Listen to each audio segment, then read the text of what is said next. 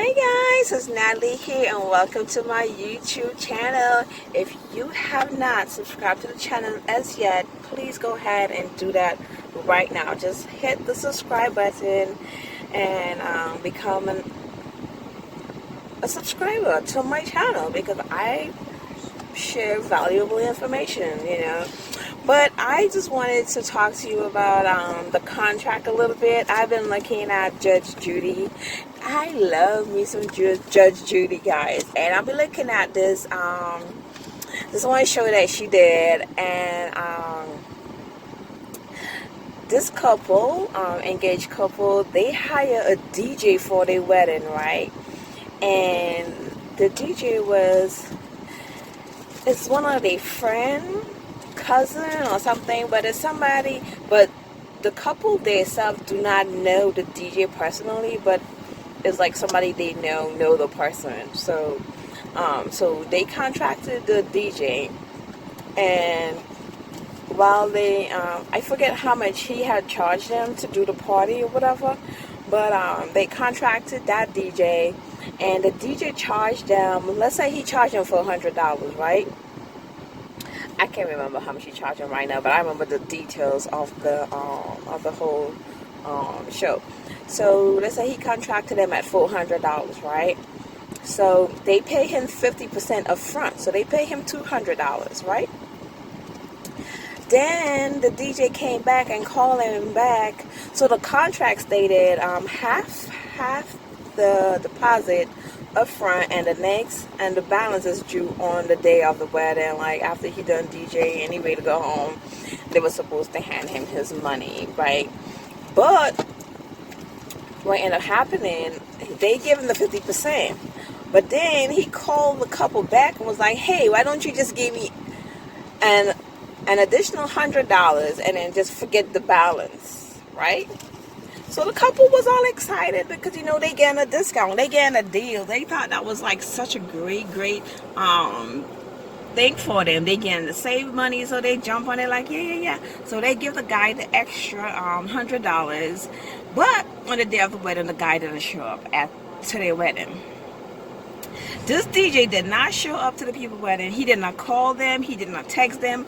They call, and he did not even answer the calls. Can you imagine, like, a bride on her wedding and she have to keep calling up one DJ over and over, just calling some DJ, and the DJ is not even responding to the messages or anything like that. So anyhow, they decided to take him to court to sue him to get their money back. The money they paid him, they were going to get that back. But if I was them, I would have sued him for I guess emotional distress, whatever. I mean, it's really, on a wedding day, the bride is going through a lot. There's a lot happening, and so, and you just come in with these extra stuff where you just have to answer your phone. Just pick your phone up and say something. But you just give these people these extra stress for no reason. This is extra stress they didn't need on their wedding day, right? And this guy decided he did not want to show up, right? So they was at Judge Judy. So Judge Judy's my girl. I love me some Judge Judy. Y'all need to check out Judge Judy. Judge Judy's a real boss, right? So Judge Judy said to him, look, you know where you at, and I'm not going to ask you this twice. So don't even think about telling me nothing else than the truth, okay? So this man told Judge Judy, he was like, oh yeah, I was going through a separation from my wife, so I needed an extra $100 so I can help move my stuff. And he moved, but when he moved, he had no transportation, so he couldn't come to the people's wedding to DJ. He could not come to the wedding to DJ because he did not have any transportation. So he knew this the weeks before the wedding, the week of the wedding, the night before the wedding, the day of the wedding. When he wake up in the morning, he knew he was not going to be able to get to the people's wedding, and he did not even pick up the phone and make a phone call. He didn't even try to get somebody else. He should have communicated this to this bride and this groom so they could go ahead and book somebody as last minute, and then after deal with the nonsense and try to get their money back from him. But on the day of their wedding, they would have some kind of DJ or some kind of music or some kind of something. Maybe they didn't even have the extra money to pay somebody else, but at least they know they had to come with a sound system to hook up to play the music or whatever it is. But they didn't know, so they were just at the wedding just calling this man that not even answering. So Judge Judy made him give the money back. But I wish she had make him pay extra, because that was just messed up, guys. So whenever you have a contract, right? Whenever you sign a contract, and there's any changes being made to the contract, that means you need a new contract. So the moment he called him up and say, hey, just give me an extra $100 and forget about the balance, they should have asked for a brand new contract. Because he could have show up in court and say, that ain't happen. My contract say 50% and the balance before. Because does it make any sense that a DJ will call somebody and say, hey, give me an extra $100 and then forget about the balance? That didn't make no sense at all. I was listening to the case and I was like, what are they talking about? I was thinking it was some kind of miscommunication. They didn't understand what the poor DJ said, but they totally understand. They understood what the DJ said. The DJ totally tell them how, hey, just give me an extra $100 and forget the balance. And he forget to show up too. Hey guys, I tell you guys, that contract is really important. The contract is your best friend.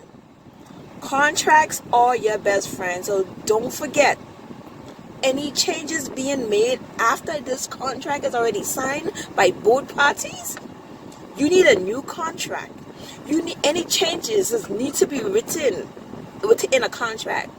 If you want that DJ to bring up lights, put it in the contract. Don't call him back later and say, hey, you have uplights. And he say, yeah, I have uplights. I'm going to bring the uplights. And on the day of the wedding, the DJ bring the uplights. I mean, you on your own. It's not on the contract. I mean, it's a verbal contract that you had with the DJ. But why wouldn't you just put it in the written contract and just yeah. Guys, so that's my son. Yes, he's with me. But anyway, like I was saying, contracts are your best friend. Contracts are your best friend. Say that. Contracts are my best friend. Contract. Don't do anything without a contract, guys. So for me, if I'm spending less than a certain amount of dollars, I'm not going to say it, because some of y'all going to try me. But if it's an amount of dollars and I know I could just walk away and be like, whatever, that was just right. If you're going to steal like a couple $100, then I already know I don't need to deal with you again. You see what I'm saying? But if I'm spending real money, you're going to have to give me a contract.